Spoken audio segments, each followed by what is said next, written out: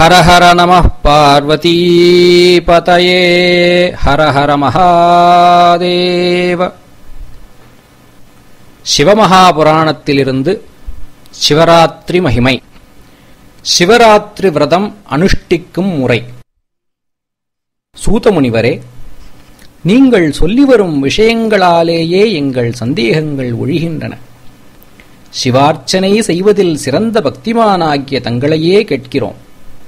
உலகத்தில் எந்த விரதத்தை மேற்கொண்டால் சிவபெருமான் மகிழ்ச்சியடைந்து சகல சுகங்களையும் புக்தி முக்திகளையும் கொடுப்பாரோ அந்த விரதத்தை எங்களுக்குச் சொல்ல வேண்டும் என்று கேட்டார்கள் நைமிசாரண்யவாசிகள். சூதமுனிவர் கூறலானார், முனிவர்களே, நீங்கள் என்னை கேட்ட இந்த விஷயத்தையே ஒவ்வொரு காலங்களிலும் பிரம்மனும் விஷ்ணுவும் பார்வதியும் சிவபெருமானை கேட்டிருக்கிறார்கள். அதற்கு சிவபெருமான் கூறிய பாபங்களை ஒழிக்கவல்ல அந்த உரையாடலை நான் உங்களுக்குச் சொல்லுகிறேன். சிவபெருமான் விஷ்ணுவை நோக்கி, விஷ்ணுவே, உத்தமமானதொரு விரதத்தை உனக்குச் சொல்கிறேன். வேதங்கள், ஸ்மிருதிகள், புராணங்கள், தர்மசாஸ்திரங்கள் இவைகளில் எல்லாம் சொல்லப்பட்டுள்ள ரகசியங்களில் எல்லாம் அதிரகசியமான விஷயத்தை உனக்குச் சொல்கிறேன். உலகத்தில் முக்தி அளிக்கத்தக்கவை 4. அவை சிவார்ச்சனை, ருத்ரபாராயணம், அஷ்டமி, சோமவாரம், கிருஷ்ணபக்ஷ சதுர்தசி, இந்த 3 நாள் உபவாசம், காசி க்ஷேத்திரத்தில் மரணம் என்பவை ஆகும். இந்த 4மே முக்தியளிக்கத்தக்கவை. இந்த 4லும் சிவராத்திரி விரதமே மிகவும் யுக்தமானது. ஆகையால் புக்தி முக்திகளை விரும்புவோர் இந்த விரதத்தை அனுஷ்டிக்க வேண்டியதாகும். இதைவிடச் சிறந்த விரதம் ஒன்றும் இல்லை என்றார். பிறை சூடிய பெம்மானே, அந்த சிவராத்திரி விரதத்தை பற்றி எளியேனுக்குச் சொல்ல வேண்டும். எந்த மாதத்தில் எந்த விதிப்படி எப்படி பூஜிக்க வேண்டும், இதை உலக உபகாரத்திற்காக கேட்கிறேன். எவ்வளவு காலம் இந்த விரதத்தை ஆசிரயிக்க வேண்டும், மற்ற திதிகளை விட சதுர்தசி திதி எப்படி தங்களுக்கு பிரியமானதாயிற்று, அதையும் சொல்ல வேண்டும் என்று திருமால் கேட்டார். சிவபெருமான் கூறலானார், இந்த விரதம் யாவருக்குமே தர்மசாதனமானது. 4 வருணத்தினரும் பிரம்மச்சாரி முதலிய ஆசிரமத்தினரும் மங்கையரும் குழந்தைகளும் இந்த விரதத்தை அனுஷ்டிக்கலாம். மாசி மாதத்தில் வருகின்ற கிருஷ்ணபக்ஷ சதுர்தசியின் நள்ளிரவு 14 நாழிகையானது கோடி பிரம்ம ஹத்திகளையும் நசிக்கச் செய்யும். ஆகையால் அந்த தினத்தில் செய்யத்தக்க செயல்களைச் சொல்லுகிறேன். அன்று விடியற்காலையில் எழுந்து மகிழ்ச்சியுடன் மானுடப் பிறவி எடுத்தல் அரிது. அது துக்கமுடையதும் சாரமற்றதுமாக இருத்தலால் அந்த மானுடப் பிறவியை இந்த விரதத்தால் பயன்படுமாறு செய்வேன் என்று நிச்சயித்துக் கொண்டு அருகில் இருப்பவரையும் இந்த விரதத்தை அனுஷ்டிக்கச் செய்ய வேண்டும். பிறகு பல் துலக்கி புண்ணிய தீர்த்தத்தில் தேச கால விரோதம் இன்றி ஸ்நானம் செய்து நித்திய கர்மானுஷ்டானங்களை முடித்து நைமித்தியானுஷ்டானம் செய்ய துவங்க வேண்டும். சிவாலயத்திலிருந்து எந்த காரியத்தை செய்வதானாலும் ஒன்று அனந்தமாகும். ஆகையால் சிவ சந்நிதானத்தில் இருந்து வழக்கப்படி சிவபூஜை முடித்து வணங்கி, வாமதேவா, மகாதேவா, சதாசிவா, நீலகண்டா, உமது கருணையால் சிவராத்திரி விரதத்தை அனுஷ்டிக்க வேண்டும் என்று இச்சை கொண்டேன். ஆயினும் அது விக்னமின்றி முடியும்படி இந்த விரதம் முடியும் வரை காமம் முதலியவைகள் என்னை துன்புறுத்தாமலும் துஷ்டர்களுடன் வார்த்தையாடல், அசுத்தர்களை ஸ்பரிசித்தல், ஐம்புலன் வழி மனத்தை செலுத்தல், ஜலபானம் செய்தல் முதலியன விலகவும் அனுக்கிரகம் செய்ய வேண்டும் என்று வேண்டிக்கொண்டு பிறகு பூஜா திரவியங்களை சேகரித்துக் கொள்ள வேண்டும். தன் வாசஸ்தானத்திற்கு அருகே எந்த சிவலிங்க மூர்த்தம் பிரசித்தமாகவும் புண்ணியகரமாகவும் பூஜிக்கத்தக்கதாகவும் இருக்கிறதோ அந்த சிவலிங்கத்திற்கு அருகே சென்று அந்த பார்த்திவ லிங்கத்தின் தென்திசையிலாவது மேலை திசையிலாவது பூஜிப்பதற்கு தக்க இடத்தை நிச்சயித்துக் கொண்டு தான் சேகரித்த பூஜை பொருட்களை எடுத்து வைத்துக் கொள்ள வேண்டும். மீண்டும் அந்த திருக்கோயிலிலேயே விதிப்படி ஸ்நானம் செய்து தூய்மையாக துவைத்து உலர்த்திய ஆடைகளை தரித்து மும்முறை ஆச்சமனம் செய்து பூஜையை ஆரம்பிக்க வேண்டும்.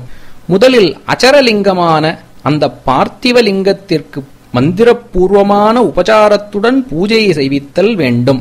மந்திரமில்லாமல் பூஜிக்க கூடாது. எந்தெந்த திரவியங்களுக்கு எந்தெந்த மந்திரங்களை சொல்லப்பட்டிருக்கின்றனவோ அந்தந்த திரவியங்களை அந்தந்த மந்திரங்களை சொல்லியே பூஜை செய்ய வேண்டும். பிறகு கீதம், நிருத்தம், வாத்தியம் இவற்றை பக்தியுடன் சமர்ப்பிக்க வேண்டும். இவ்வாறு முதல் ஜாமத்தில் பூஜை செய்து சிவமந்திரம் ஜபித்து தான் தினந்தோறும் பார்த்திவலிங்க பூஜை செய்யும் வழக்கம் உடையவனாக இருந்தால் தன் வழக்கப்படியே பார்த்திவலிங்க பூஜை செய்ய வேண்டும். அல்லது முன்னதாக பார்த்திவலிங்க பூஜை செய்துவிட வேண்டும்.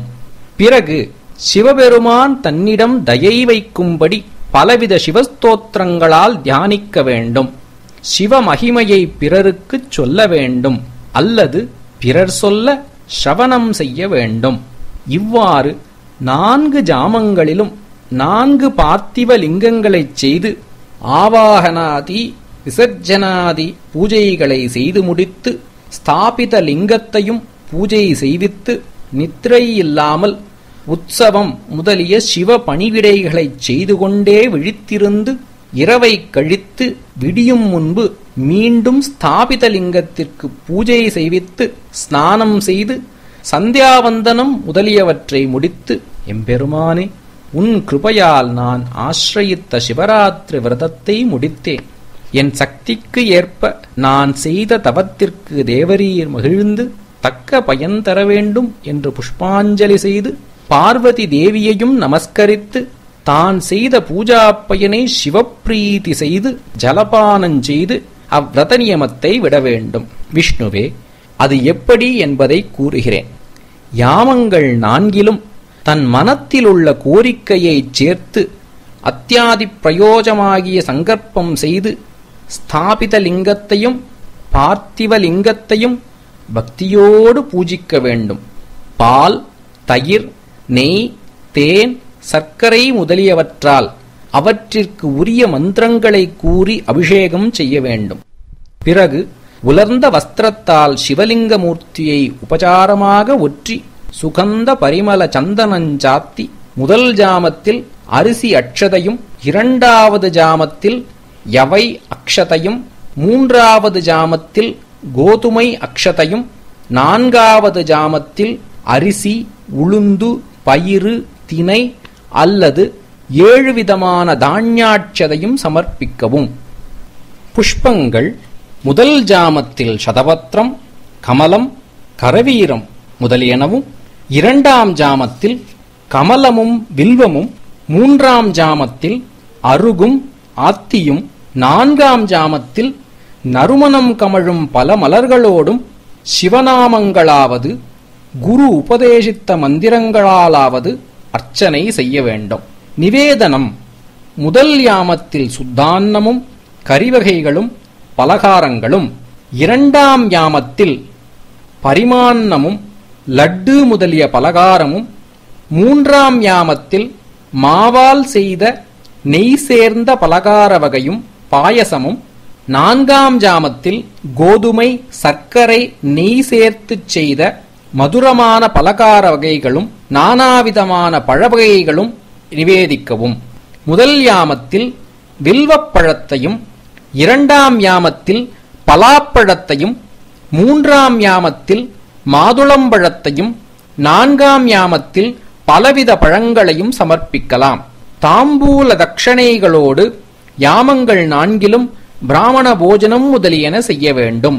அந்தந்த ஜாமத்தின் முதலில் சங்கற்பம் செய்ததற்கு ஏற்ப அந்தந்த ஜாம பூஜையை முடித்து அந்தந்த பார்த்திவ லிங்கங்களை விசர்ஜனம் செய்துவிட வேண்டும்.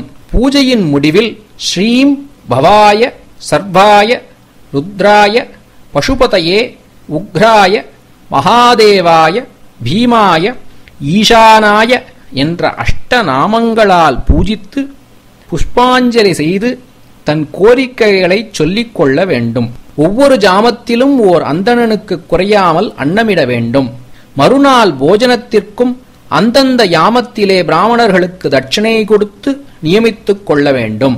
அவரவர் சக்திக்கு ஏற்ப தானம் செய்து பிராமணர், அதிதிகள் முதலானவர்களுக்கு இரவு 4 ஜாமங்களிலும் சங்கற்பித்துக் கொண்டபடி அன்னமளித்து சிவபெருமானை நமஸ்கரித்து புஷ்பாஞ்சலி செய்து, சுவாமி, நான் உம்முடையவன், என் உயிர் உன்னிடத்தில் உள்ளது, என் சித்தம் உனதே, தயாசமுத்திரமான நீ உன் இஷ்டப்படியே செய், தெரிந்தோ தெரியாமலோ நான் செய்யும் ஜப பூஜைகளை பயன்பெறச் செய்வாயாக, சகல பிராணிகளுக்கும் பிரபுவான நீ எனக்கு பிரசன்னமாக வேண்டும், நான் செய்த பூஜா காரியங்களால் நீ மகிழ்ந்து குறைவை நிறைவாக்கி விரதத்தை பூர்த்தி செய்ய வேண்டும் என்று புஷ்பாஞ்சலி செய்து சிவ நிர்மால்யத்தை ஆசீர்வச்சன பூர்வமாகப் பெற்று சிவபெருமானையும் பிராமணரையும் நமஸ்கரித்து திரும்பவும் நான் பூஜை செய்யும் சமயத்தில் எழுந்தருளப் பெற வேண்டும் என்று பிரார்த்தித்து, என் வம்சத்தில் உன் பூஜை எப்பொழுதும் இருக்க வேண்டும், என் மனதிற்கு அருகில் நீ சமீபித்து இருக்க வேண்டும், இரவும் பகலும் உனது நாமஸ்மரணையில் நான் இருக்க வேண்டும் என்று பிரார்த்தித்து விசர்ஜனம் செய்து பிராமண போஜனம் செய்வித்தால் சகல பாவங்களும் நீங்கும். இப்படி விரதம் செய்தவர்களுக்கு அருகில் சிவபெருமான் எழுந்தருளி இருப்பார். இதன் பயனை 10,000 ஆண்டுகள் சொன்னாலும் முடியாது. இந்த விரதத்தை பக்தியின்றிச் செய்தவனுக்கும் முக்தி உண்டாகும். இதுபோலவே பிரதி சிவராத்திரியிலும் செய்ய வேண்டும். பிறகு விரத சாந்திக்காக உத்யாபனம் விதிப்படி செய்ய வேண்டும் என்று திருவாய் மலர்ந்து அருளினார். இவ்வாறு சிவபெருமான் சொல்லிக் கேட்ட விஷ்ணு முதலிய தேவர்கள் அனைவரும் மகிழ்ந்து தங்கள் இருக்கைகளை அடைந்தார்கள். வேடன் சிவராத்திரி பலன் பெற்ற கதை.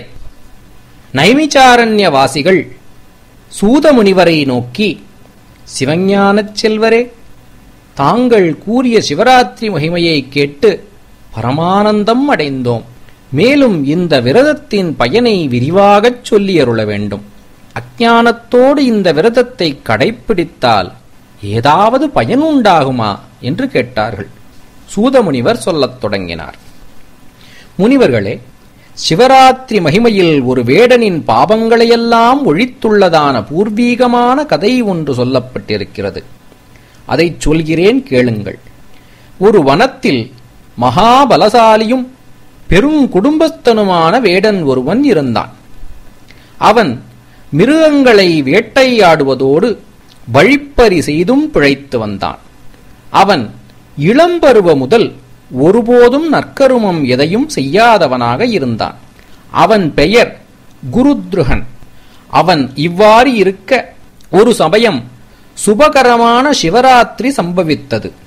அது அந்த துராத்மாவுக்கு தெரியாது. அந்த மகாசிவராத்திரி தினத்தன்று அந்த வேடனின் தந்தை, தாய், மனைவி முதலியோர் அவனை நோக்கி எந்த வகையிலாவது ஜீவஹிம்சை செய்து தங்களுக்கு உணவு வகைகளை கொண்டு வந்து கொடுக்கும்படி கேட்டார்கள். உடனே வேடன் தன் வில்லை எடுத்துக்கொண்டு காட்டுக்குச் சென்று மிருகங்களை தேடி அலைந்தான். ஒரு மிருகமும் அவன் பார்வையில் படவில்லை. பறவைகளும் கூட கிடைக்கவில்லை. தெய்வயோகம் அவனுக்கு அப்படி இருந்தது. மாலை பொழுதும் நெருங்கியது. சூரியனும் அஸ்தமித்தது. வேடன் தன் வீட்டில் தன் குழந்தைகளும் தாய் தந்தையரும் மனைவியும் ஆகாரம் இன்றி வருந்துவார்களே என்று எண்ணி வருந்தினான். எனவே எந்த வகையிலாவது சிறிதேனும் ஆகாரம் தேடிக்கொண்டுதான் வீட்டுக்குச் செல்ல வேண்டும் என்று தீர்மானித்துக் கொண்டு அருகில் இருந்த தடாகத்தில் சிறிது தண்ணீர் பருகி ஒரு பாத்திரத்தில் சிறிது ஜலங்கொண்டு தடாகக் கரையில் தழைத்திருந்த வில்வமரம் ஒன்றில் ஏறி மறைந்து கொண்டான். தாகத்தை தணித்துக் கொள்ள தடாகத்திற்கு ஏதேனும் மிருகங்கள் வரக்கூடும்.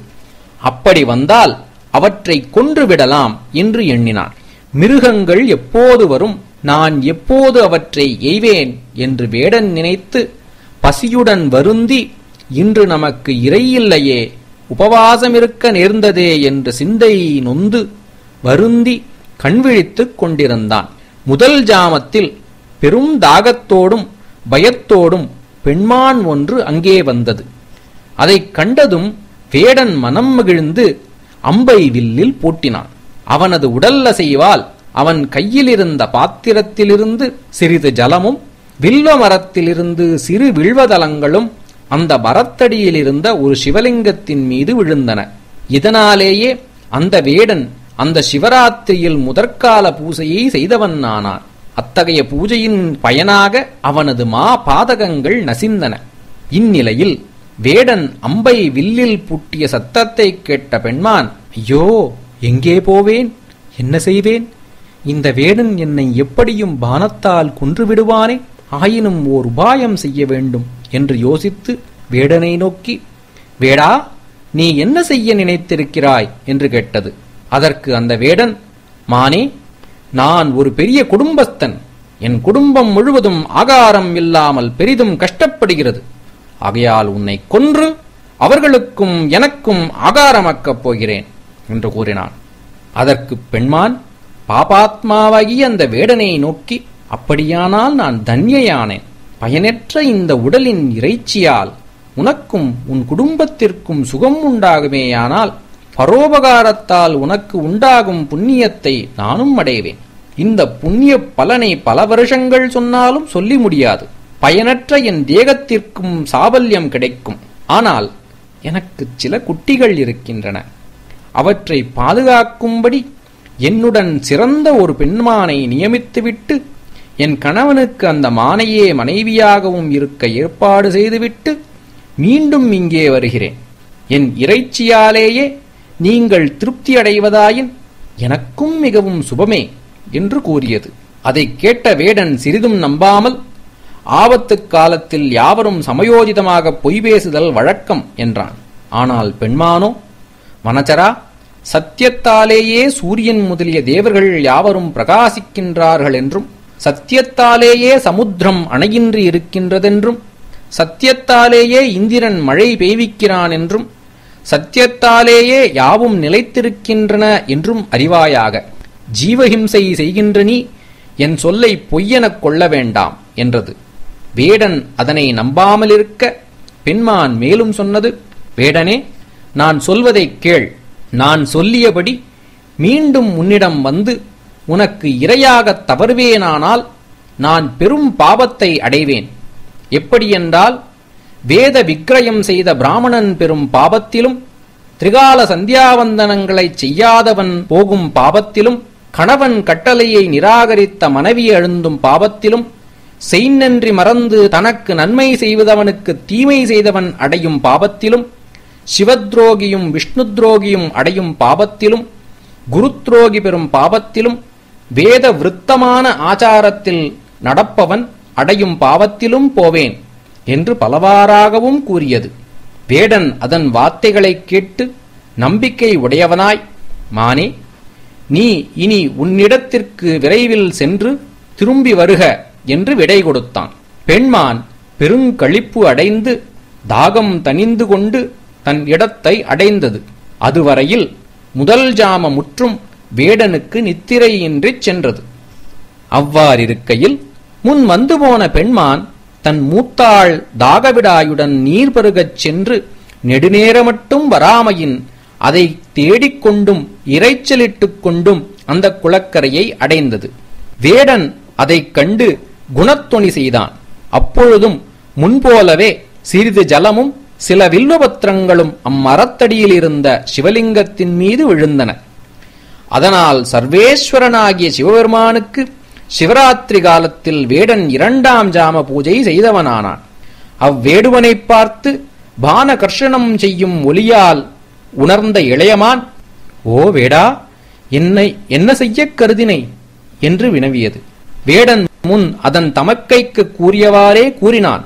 அது அவன் வார்த்தையைக் கேட்டு மகா சந்தோஷம் அடைந்து, நான் மகாதன்யை, ஓ வனச்சர சிரேஷ்டா, அனித்தியமான இத்தேகம் பிறருக்கு உபகாரமாகுமேயானால் உன் தேகம் பலனடையும்.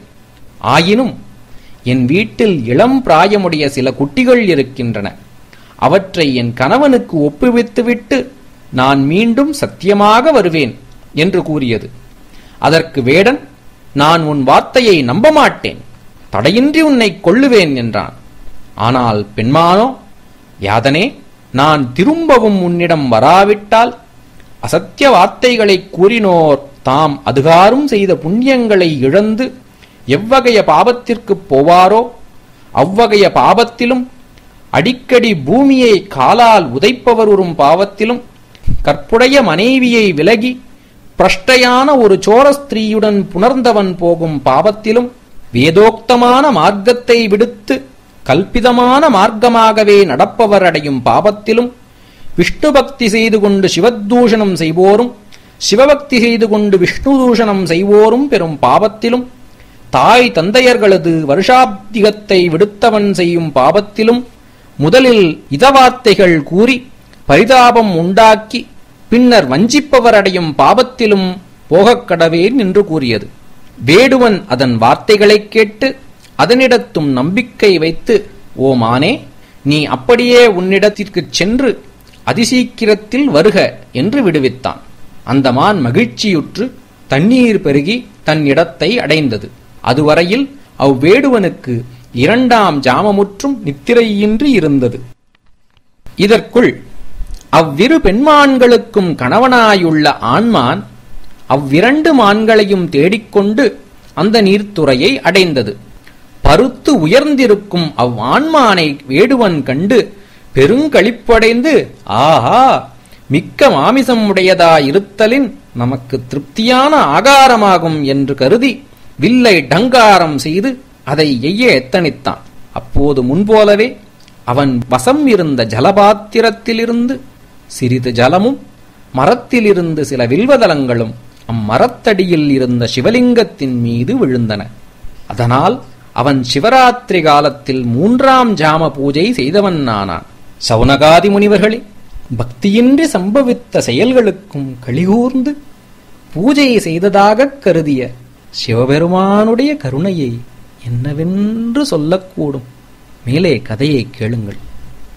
வேடுவனது நானெறிந்த ஒலியைக் கேட்ட ஆண்மான் அவ்வேடுவனை நோக்கி, நீ என்ன செய்ய கருதினாய் என்று வினவியது. வேடன் முன்போலவே கூறினான். அதைக் கேட்ட ஆண்மான் சந்தோஷித்து, நான் இப்பொழுதுதான் தன்யனானேன். பூரித்திருக்கும் என் தேகம் மாமிசத்தினால் உன்னை போன்றவர்கள் திருப்தியடைவது பற்றி பெரும் பிரயோஜனம் அடைவேன். ஒருவன் தன் தேகத்தை பரமார்த்தமாக பிறர்க்கு உபகாரம் செய்யாவிட்டால் அவன் பெற்றுள்ள யாவும் வீணாகிவிடும். சமர்த்தனாயிருந்தும் பிறர்க்கு உதவாதவனின் சௌகரியம் பயன் பெறாது. ஆதலின் என் உடலால் உனக்கும் உன் குடும்பத்திற்கும் தடையின்றி திருப்தி உண்டாகும். ஆயினும் எனக்கு சில குட்டிகள் இருப்பதால் அவற்றை என் பேடுகளிடம் ஒப்புவித்துவிட்டு அவைகட்கு நல்ல வார்த்தைகளால் புத்தி கூறி நிச்சயமாக வந்து உனக்கு இரையாகிறேன் என்று கூறியது. ஆனால் வேடுவன் அதன் வார்த்தையைக் கேட்டு, ஓ மிருகமே, இதுகாரும் இங்கு வந்த மிருகங்கள் யாவும் உன்னைப் போலவே இந்த வார்த்தைகளைச் சொல்லி என்னை வஞ்சித்துவிட்டு போயின. ஒன்றேனும் இதுகாரும் வரவில்லை. நீயும் அப்படியே ஆபத்து வேளையில் அபத்தம் உரைத்து போய்விட்டால் எனக்கும் என் குடும்பத்திற்கும் எவ்வாறு ஜீவனம் நடக்கும் என்றான். ஆண்மான் அவன் வார்த்தைகளைக் கேட்டு, ஓ வனச்சரா, என்னிடத்தில் பொய் என்பதே கிடையாது. சத்தியத்தினாலேயே சராச்சர பிரம்மாண்டம் முழுவதும் விளங்குகின்றது. பொய் பேசுகிறவன் பூர்வத்தில் செய்த புண்ணியம் முழுவதையும் க்ஷணகாலத்தில் நாசப்படுத்துகிறான். இப்பொழுது நீ நம்பாத பட்சத்தில் நான் ஒரு பிரதிஜ்ஞை செய்கிறேன். அதாவது சந்தியாவந்தன காலத்தில் ரதி கேளிக்கைகளிலும் சிவராத்திரி காலத்திலும் போஜனம் செய்தவன் பெரும் பாபத்திலும், பொய்சாட்சி சொல்லுவோர் அடையும் பாபத்திலும், வைத்திருக்கும் பொருளை அபகரித்தவன் அடையும் பாவத்திலும், சந்தியாவந்தனத்தை விடுத்த பிராமணன் பெறும் பாவத்திலும், வெறும் நெற்றியாக உள்ளவன் அடையும் பாவத்திலும், பிறர்க்கு உதவி செய்யாத மகா சமர்த்தனாயுள்ளவன் பெறும் பாவத்திலும், பகல் புணர்ச்சி செய்தவன் பெறும் பாவத்திலும், பர்வ காலத்திலும் விரத காலத்திலும் புசிக்கத்தகாத பதார்த்தங்களை புசித்தவன் பெறும் பாவத்திலும் நான் வராத பட்சத்தில் போகக் கடவேன் என்று கூறியது. அதனால் வேடன் வியாதன் அதன் வார்த்தையில் நம்பிக்கை உடையவனாகி போய் வருக என்று விடுப்பித்தான். ஆண்மான் அகமகிழ்ச்சியோடு நீர் பருகி தன் இடத்தை அடைந்தது. அப்பொழுது அம்மூன்றும் சந்தித்து நடந்த விருத்தாந்தங்களைச் சொல்லிக் கொண்டவைகளாய், சத்திய பாசத்தால் கட்டப்பட்டவைகளாய், அவசியம் அவ்வேடுவனிடம் போக வேண்டும் என நிச்சயித்துக் கொண்டு குட்டிகளை நல்ல வார்த்தைகளால் இதமாக அவ்விடத்திலேயே விட்டுவிட்டு புறப்பட்டன. அப்பொழுது அவற்றுள் மூத்த பெண்மான் தன் கணவனை நோக்கி, இக்குட்டிகள் அனாதரவாக இருப்பதால் இவை எவ்வாறு ஜீவிக்கும்? நான் முதலில் வருகிறேன் என பிரதிஜை செய்து வந்தமையால் நான் மட்டுமே போக வேண்டும், நீங்கள் இங்கே இருக்க வேண்டும் என்று கூறியது. அதை கேட்ட இளைய பெண்மான், நான் உங்கள் இருவருக்கும் பணிவிடை செய்ய வேண்டியவளாயிருக்கிறேன், ஆதலின் நான் இவனுக்கு இரையாகப் போகிறேன், நீங்கள் இங்கேயே இருக்கலாம் என்றது.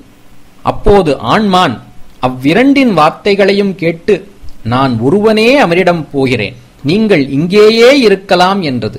ஆனால் பெண்மான்கள், ஐயோ, நீ இறந்தால் நாங்கள் விதவைத்தன்மை அடைந்து ஜீவிப்பதைக் காட்டிலும் கஷ்டம் வேறுண்டோ என்று கூறி தங்கள் குட்டிகளை தக்கபடியே சில மான்களிடம் ஒப்படைத்துவிட்டு மூன்றும் ஒன்று கூடி அவ்வேடுவன் இருக்கும் இடத்திற்கு வந்தன. வேடுவனும் அம்மான்கள் மூன்றும் எப்பொழுது வருமோவென்னும் எண்ணத்துடன் வழிபார்த்து கொண்டிருந்தான். சத்திய பாசத்தால் கட்டப்பட்டு வருகின்ற அந்த மூன்று மான்களையும் கண்ட வேடன் சந்தோஷப்பட்டு, இம்மிருகங்கள் நம்மிடத்தே சொல்லிப் போனது போல மீண்டும் வந்தன என்று நினைத்து தன் வில்லை டங்காரம் செய்தான். அவ்வாறு டங்காரஞ்செய்கையில் அவன் கையில் இருந்த ஜலபாத்திரத்திலிருந்து சிறிது ஜலமும் அம்மரத்தினின்று சில வில்வபத்திரங்களும் அம்மரத்தடியில் இருந்த சிவலிங்கத்தின் மேல் விழுந்தன. அதனால் அவன் சிவராத்திரி காலத்தில் 4ஆம் ஜாம பூஜை செய்தவன் ஆனான். அவ்வேடுவனுடைய பாபங்கள் அப்பொழுதே அவனை விட்டு ஒழிந்தன. இதற்குள் அம்மிருகங்கள் மூன்றும், ஓ வனச்சரா, எங்கள் மாமிசங்களை விரைவில் உனக்கு உணவாக்கிக் கொண்டு எங்களை கிருதார்த்தர்களாக்க வேண்டும் என்று கூறின. வேடன் அவற்றின் வார்த்தைகளால் மிக்க வியப்படைந்து தான் அன்றைய தினம் அறியாமல் செய்த சிவபூஜா பலத்தினால் திவ்ய ஞானமடைந்து, ஆஹா, அறிவு குறையுள்ள இம்மிருகங்கள் தங்கள் தேகத்தால் அந்நியருக்கு உதவி செய்து எவ்வளவு தன்யமாகின்றன. நான் மனுஷ ஜன்மம் எடுத்து என்ன புண்ணியம் சம்பாதித்தேன்? பிறரை துன்புறுத்தி என் உடலையும் என் குடும்பத்தையும் போஷித்தேன். பிறரை வருத்தியே உயிர் வாழ்ந்த எனக்கு என்ன கதி கிடைக்குமோ? நான் கஷ்டங்களையெல்லாம் அனுபவிப்பேனோ? இந்த உடலால் பலவிதமான பாபங்களைச் சம்பாதித்தேன் அல்லவா? இதுகாரும் தீவினைகளையே செய்து இவ்வாறு துக்கிக்கிறேன். என் வாழ்க்கை நிந்திக்கத்தக்கது என்று தனக்குள் தானே சொல்லிக்கொண்டு அவற்றை எப்படியும் தன் வில்லிலுள்ள அம்பால் இனி கொல்லப்படாதென்னும் கருத்துடன் உடனே வில்லினின்று எடுத்துவிட்டு, ஓ உத்தமமான மிருகங்களே, நீங்கள் பரோபகாரம் செய்து வந்தமையால் தன்யர்களாக இருக்கிறீர்கள், உங்களை கொல்ல மாட்டேன், இனி உங்கள் வாசஸ்தானத்திற்கு திரும்பிப் போங்கள் என்று கூறுகையில், கடூர மனமுடையவனாயிருந்து திவ்ய ஞானத்தை அடைந்த அவ்வேடனால் பூஜிக்கப்பட்ட சிவபெருமான் அவனது பூஜைக்கு மனம் மிக மகிழ்ந்து எக்காலமும் தெளிந்த ஞானிகளால் தியானிக்கப்பட்ட 5 திருமுகங்களோடும் தமது திவ்ய திருவுருவ தரிசனம் கொடுத்து, தயா சமுத்திரமான சிவபெருமான், என்ன வரம் வேண்டுமோ அதனை கேட்டுக்கொள், உன் விஷயத்தில் தயை உடையவனாக இருக்கிறேன் என்றார். உடனே அந்த வேடுவன் திவ்ய ஞானமுடைய ஜீவன் முக்தனாய் சர்வேஸ்வரனுடைய திருவடிகளில் சாஷ்டாங்கமாக பணிந்து, எல்லா பாபங்களும் என்னால் செய்யப்பட்டுள்ளன, அவற்றை மன்னித்து எளியேனை அனுக்கிரகிக்க வேண்டும் என்று பிரார்த்தித்தான். மகாதேவனாகிய சிவபெருமான் அவனுக்கு குகன் என்னும் பெயரளித்து, உன் மனத்திற்கருதிய சுகபோகங்களை அடைவாய், நீ ஒரு ராஜதானியையும் காக்க வல்லவனாவாய், உன் வம்சம் விருத்தியாகும், தேவர்களாலேயும் துதி செய்யத்தக்க திவ்யமான கீர்த்தியை அடைவாய். அயோத்தி மன்னனாகிய தசரதன் குமாரனாகிய விஷ்ணுவே ராம அவதாரம் செய்யும்போது உன்னிடத்தில் வந்து உன்னால் பூஜிக்கப்பட்டு செல்லுபவன். தேவர்கட்கும் முனிவர்கட்கும் கிடைத்தற்கு துர்லபமான முக்தியைப் பெறுவாய். உன் வம்சத்தவர்கள் என்னை பூஜை செய்யும் விரதத்தை வகித்து மகாபலவான்களாக விளங்குவார்கள் என்று வரம் கொடுத்தருளினார். இவ்வாறிருக்கையில் மான்களின் குட்டிகளும் தங்கள் தாய் தந்தையருக்கு உண்டாகும் கதியே தங்களுக்கும் சம்பவிக்கட்டும் என்று நினைத்து உடனே அவ்விடம் வந்து சேர்ந்தன. அதனால் அந்த மான்களுக்கும் குட்டிகளுக்கும் சிவதரிசனம் கிடைத்தது. சிவதரிசனத்தால் அம்மிருகங்கள் சம்சார விருப்பத்தையும் மிருகதேகத்தையும் ஒழித்து திவ்ய தேகம் பெற்று அங்கு வந்திறங்கிய விமானத்தில் ஏறி ஸ்வர்கலோகத்தை அடைந்தன.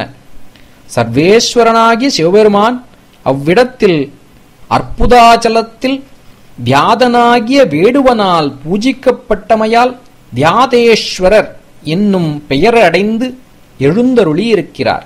அக்குகவேடுவனும் அது முதல் அகண்ட ஐஸ்வர்யம் அடைந்து ராமமூர்த்தியை தரிசித்து பலகாலம் கழித்து ஆயுள் முடிவில் சிவசாயுஜ்யத்தை அடைந்தான்.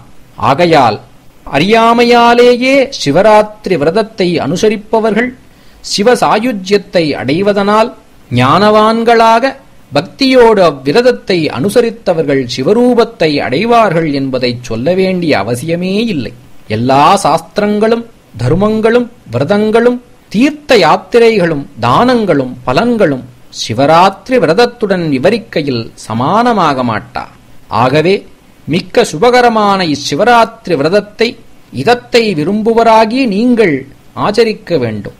இந்த விஷயத்தைப் பற்றி இதுகாருஞ் சொல்லிய தோஷ பாபத்தை ஒழிக்கத்தக்க வேறொரு சரிதமும் உங்களுக்குச் சொல்லுகிறேன். சௌனகாதி முனிவர்களே, அவந்தி நகரில் ஒரு தீக்ஷிதர் இருந்தார். அவர் உயர்குலப் பிறப்பும் வைதீக ஆச்சாரமும் மங்களகரமான செயல்களும் வேத சாஸ்திரங்களில் பூரண ஞானமும் கல்வி கேள்வியிலும் போதிப்பதிலும் வல்லமை உடையவர். அவருக்கு நற்குல நற்குணப்பண்பும் கற்பும் கொண்ட மனைவி ஒருத்தி இருந்தாள். அவர்களுக்கு சுனிதி வேதநிதி என்று 2 பிள்ளைகள் இருந்தார்கள். சுனிதி தாம் தந்தையருக்கு பணிவிடை செய்வதில் மிகவும் விருப்பம் உடையவனாக இருந்தான். வேதநிதி வேதங்களில் வல்லவனாக இருந்தும் ஒரு வேசியின் வீட்டில் வாழ்ந்து அங்கேயே ஸ்நான போஜனாதிகளை செய்து கொண்டிருந்தான். இதை அறிந்த அவனது தாய் தந்தையர்கள் அவனை கண்டித்தார்கள். அவன் துராத்மாவாக இருந்ததால் தன் இயற்கையை விடவில்லை. இவ்வாறு இருக்கும்போது அந்த நகரத்து மன்னனுக்கு தீக்ஷிதர் மீது தயை உண்டாகி விலை உயர்ந்த ரத்னமயமான மோதிரம் ஒன்றை அவருக்கு பரிசாக அளித்தான். தீக்ஷிதர் அந்த மோதிரத்தை தன் வீட்டுக்கு கொண்டு போய் தன் தீய மகனுக்கு தெரியாமல் மறைத்து வைக்க வேண்டும் என்று தன் மனைவியிடம் கொடுத்தார். அவ்வம்மையும் அவ்வாறே மறைத்து வைத்தாள். அதை அறிந்த குமாரன் வேதநிதி அதை திருடிச் சென்று அன்றிரவே தன் ஆசைக்கு உகந்த தாசியிடம் கொடுத்து விட்டான். அந்த வேசியோ அதை அணிந்து கொண்டு அரசனது அவையில் நடனம் ஆடச் சென்றாள். தீக்ஷிதருக்கு அளித்த மோதிரம் வேசியின் கரத்தில் ஜொலிப்பதை அரசன் கண்டதும் இது நாம் தீக்ஷிதருக்கு கொடுத்ததாயிற்றே என்று உணர்ந்து அந்த நாட்டியக்காரியை நோக்கி, பெண்ணே, விலை மதிப்பு மிக உடைய இந்த மோதிரம் உனக்கு யாரால் கிடைத்தது என்று கேட்டான். அவள் உண்மையை சொல்லவில்லை.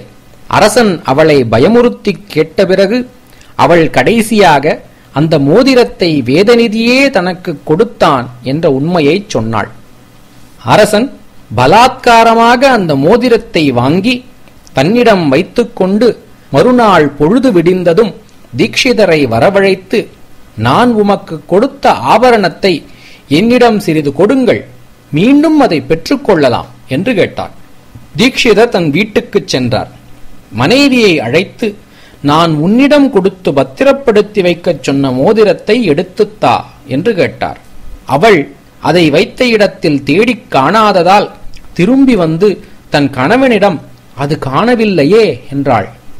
தீக்ஷிதர் துக்கத்துடன் அரசனிடம் சென்று, அரசே, அந்த மோதிரம் அகப்படவில்லை, அது எவ்வாறாயிற்றோ அறியேன் என்றார். வேந்தன் நடந்தவற்றை தான் யூகித்தபடி வெளியிட தீட்சிதர் தம் வீட்டிற்கு வந்து மனைவியை கண்டித்து உனக்கு இவ்வளவு அஜாக்கிரதையா என்று கோபித்தார். பிறகு தீட்சிதரும் அவர் மனைவியும் வேதநிதியை அழைத்து, நீ இனி இந்த வீட்டில் இருக்கக்கூடாது, உன்னால் பிரயோஜனமும் இல்லை, நீ குல தூஷகன் என்று அவனை தூஷித்து துரத்திவிட்டார்கள். வேதநிதி பல நாட்கள் வெளியில் அன்ன ஆகாரம் ஒழுங்காக கிடைக்காமல் வருந்தி தன் காதற் கிழத்தியிடம் சென்றாள். அவளும் அவனால் தனக்கு பொருள் எதுவும் கிடைக்காது என்று உணர்ந்து துரத்திவிட்டாள். அவன் ஆதரவு அற்றவனாகிவிட்டான். அன்றைய தினம் உலகம் முழுவதும் கொண்டாடத்தக்க சிறந்த சிவராத்திரி விரத தினமாக இருந்தது. அன்று அந்நகர மக்கள் சிலர் சிவராத்திரி விரதம் அனுஷ்டித்து விசேஷ பூஜையை செய்ய விரும்பி பலவகையான நிவேதனப் பொருட்களுடன் ஒரு சிவாலயத்துக்குச் சென்று கொண்டிருந்தார்கள். அவர்களைக் கண்டான் வேதநிதி. நாம் இவர்களுடன் சென்று எவ்வாறாவது இவர்களை வசப்படுத்தி ஆகாரம் வாங்கி புசிக்கலாம் என்று நினைத்து அவர்களை பின்தொடர்ந்து சென்றான். சிவாலயத்தில் பெரும் பசியுடன் இருந்து அவர்கள் செய்யும் பூஜையை பார்த்து கொண்டு உணவு அருந்த வேண்டும் என்ற அபாவுடையவனாக இருந்தான். அவர்கள் எப்போது போவார்கள், எப்போது அன்னம் புசிப்பது, எவ்வாறு அந்த அன்னத்தை பெறுவோம் என்று எண்ணியபடி தன் விருப்பம் கைகூட வேண்டும் என்று கண்விழித்துக் கொண்டிருந்தான். சிவபூஜை செய்தவர்கள் யாவரும் முதல் ஜாம பூஜை முடித்து நிருத்தம் கீதம் முதலியவற்றை இயற்றிவிட்டு தங்கள் இருப்பிடங்களை அடைந்தார்கள். சிலர் அங்கேயே தூங்கினார்கள். அங்கிருப்பவர்கள் தூங்குவதைக் கண்ட வேதநிதி சிவபெருமானுக்கு நிவேதித்து அங்கு வைத்திருந்த பக்குவாண்ணத்தை இச்சமயத்திலேதான் கொண்டு போக வேண்டும் என்று நினைத்து சிவலிங்கத்தை நோக்கி மெதுவாக நடந்தான். அங்கிருந்த தீபங்கள் பிரகாசக் குறைவாக இருந்தன. எனவே நிவேதனப் பொருட்கள் அவன் பார்வைக்கு புலனாகவில்லை. அவன் அவற்றை களவு செய்வதற்காக தன் உத்தரியத்தில் சிறிது கிழித்து திரித்து போட்டு தீபத்தை தூண்டினான். அவன் தீபம் ஏற்றியதால் சிவசந்நிதியில் இருந்த இருள் முழுவதும் விலகியது. அவன் தனக்கு வேண்டிய ஆகாரங்களை எடுத்துக்கொண்டு வெளியே புறப்பட்டான். அப்படி போகும்போது அங்கு தூங்கிக் கொண்டிருந்த கோயில் சேவகர் காலை மிதித்து விட்டான். அதனால் தூங்கிக் கொண்டிருந்த சிலர் கண்விழித்து திருடன் திருடன் என்று கூச்சலிட்டார்கள். வேதநிதி பயந்து ஓடினான். சிலர் அவனை பின்தொடர்ந்து கூச்சலிட்டுச் செல்லவே ராஜசேவகர்கள் அக்குரலை கேட்டு திருடனை பின்தொடர்ந்து பிடிக்கச் சென்றார்கள். வேதநிதி அவர்களிடம் அகப்படாததால் அவர்கள் அவன் மீது பானப்பிரயோகம் செய்தார்கள். அந்த பானங்களில் ஒன்று வேதநிதியின் உடலிற்பட்டு உருவிச் சென்றதால் அவன் பூமியில் விழுந்து மடிந்தான்.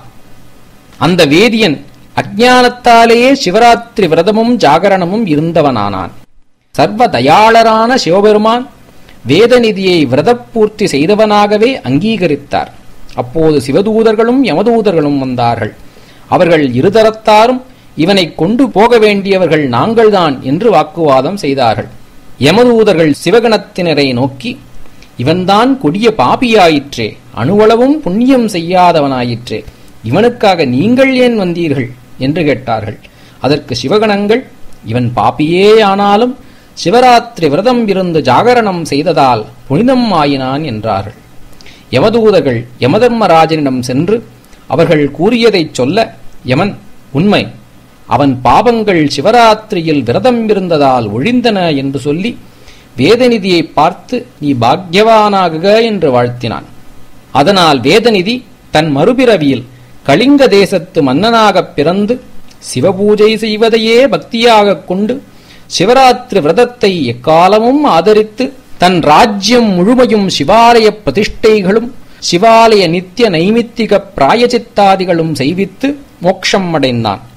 சிறிதும் பக்தியில்லாமலேயே சிவராத்திரி விரதத்தால் இத்தகைய இஷ்ட போகங்களையும் மோட்சத்தையும் அஞ்ஞானிகளே பெற முடிந்தது என்றால் இந்த விரதத்தை பக்தியோடு அனுசரித்தவர்கள் சிறந்த முக்தியை அடைவார்கள் என்பதை சொல்லவும் வேண்டுமோ?